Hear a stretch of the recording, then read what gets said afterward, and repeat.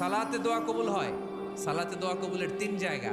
একটা হচ্ছে তাকবীরে তাহরিমার পরে আমরা সানা পড়ি না, আমরা তো একটা পড়ি।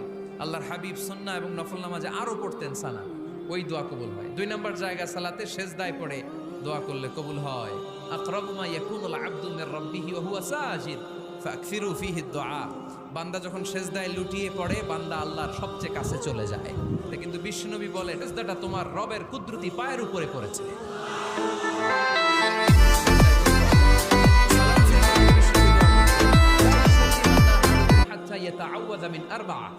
আল্লাহর হাবিব বললেন, চার জিনিস থেকে পানাহ না আছে আমার কোন উম্মত যেন সালাম না ফিরায়। তারা যেন পড়ে, আল্লাহুম্মা ইন্নী আউযু বিকা মিন আযাবিল কবর, আউযু বিকা মিন আযাবি জাহান্নাম, আউযু বিকা মিন ফিতনাতিল মাহইয়া ওয়াল মামাত, আউযু বিকা মিন ফিতনাতিল মাসিহিদ দাজ্জাল।